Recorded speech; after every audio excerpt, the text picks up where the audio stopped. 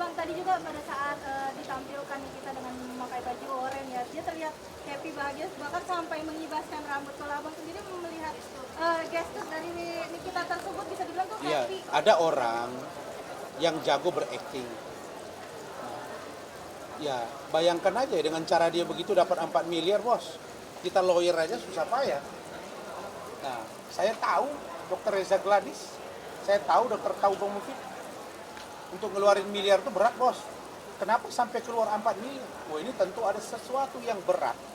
Makanya saya katakan, kalau memang ada peran dokter, oh sebut aja NM. Polisi juga kejar. Dan apakah RG ini juga membuat laporan polisi karena apa? Tentu ada semuanya. Lu kalau lu tidak salah, nggak mungkin orang laporin lu takut. Ya kayak saya dicuap-cuapin tiap hari juga nggak masalah. Lah kenapa dicuapin lu takut? Berarti ada sesuatu kan? Makanya saya katakan cari semuanya sehingga ketahuan siapa yang melakukan apa, siapa yang melanggar apa. Begitu. Oke, cukup? Oke. Bang, satu lagi bang. Dua deh saya satu. Apa? Bang, berasa sedih juga gak sih ini bulan suci Ramadan, baru mulai puasa, terus ntar lagi lebaran, tidak bisa berkumpul sama anak-anak, apalagi dia baru baikan sama Loli, terus dipisahkan lagi, terus yang kedua anak-anaknya dua masih kecil di bawah umur. Iya. Makanya saya katakan, ya hidup itu kan tabur tuai ya. Sejujurnya kita prihatin memang, tapi itulah yang terjadi. Saya masih ingat dia bilang saya nanti malam akan sholat tahajud kepada Allah Subhanahu wa Ta'ala. Kalimatnya begitu. Saya enggak ini. Saya pikir sudahlah. Yang penting ini efek jerah bagi siapapun. Kita nggak tahu rencana bagaimana ke depannya, tapi kita berupaya agar ini lebih baik. Ya siapa tahu memang pertimbangan penyidik berubah karena dia sakit dan lain sebagainya.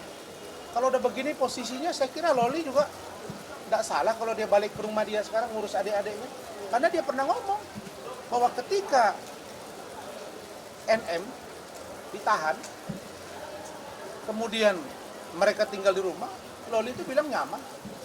Ya kita nggak tahu.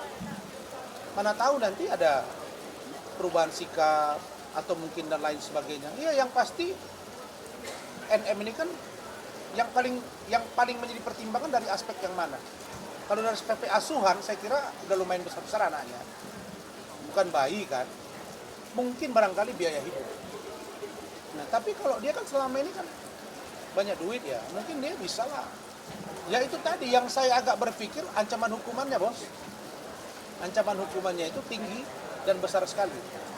Begitu, makanya nih nyonya saya ini asik marah, udah. Saya nggak begitu.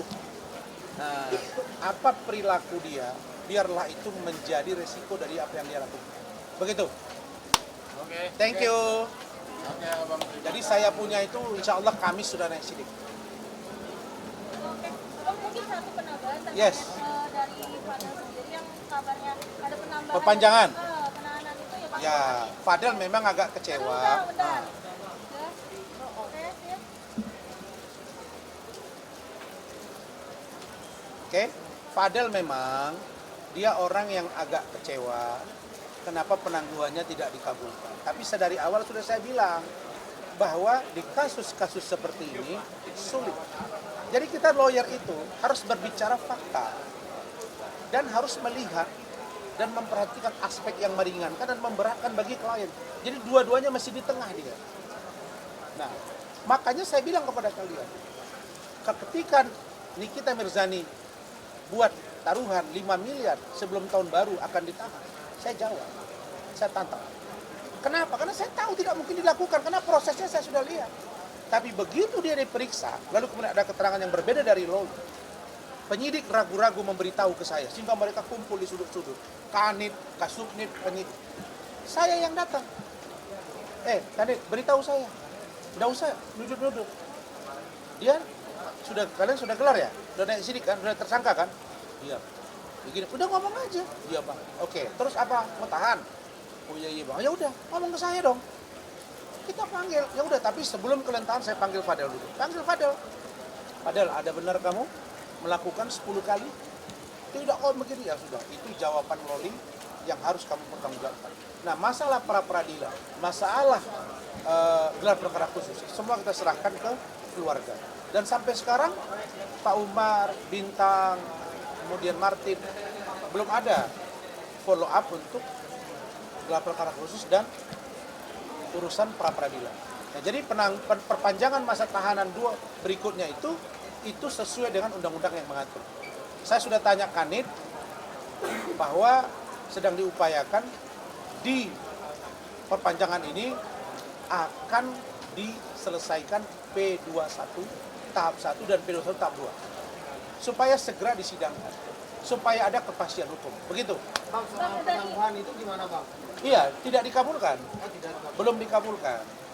Artinya kan penangguhan itu di dua kali pertama sudah kita ajukan. Belum, dan nanti kita ajukan lagi. Dan Hotman sudah ngomong di media. Katanya sudah di Jakarta. Bagus. Ya. Sudahlah. Jangan tambahi musuhnya. Dan orang semua pada DM saya kena ribut dia dengan Ahok. Siapa yang tidak tahu bahwa saya ribut dengan Ahok? Saya pernah datang ke ruangan Ahok nantang dia. Saya pernah jadi kuasa hukum almarhum Haji Lulung dan kawan-kawan DPRD DKI.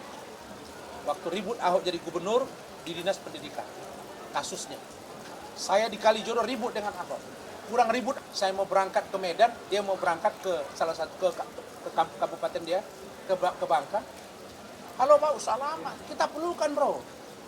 Saya dengan banyak orang berdamai, tapi dengan yang satu ini ternyata sakit dia, sudah dirawat, semua rakyat tahu bahkan internasional, tidak menjadi koreksi bagi diri dia. Masih ada di sini tempat-tempat pengobatan, sudah jelas hati bernanah, masih menganggap dirinya kuat dan masih menganggap paling sukses, paling kaya. Tidak cukupkah Tuhan menegurmu, Hotman? Tidak malukah kau? Yang kau bilang orang paling kuat, super. Ternyata Allah menunjukkan kepada publik bahwa kau tumbang di persidangan itu. Drop. Dan kau bilang saya akan ada di persidangan hari Kamis yang lalu. Ternyata kau tidak pulang. Dan ini juga masih belum sehat. Nanti kalau bertempur di pengadilan hari Kamis ini, siapkan dirimu, siapkan mentalnya.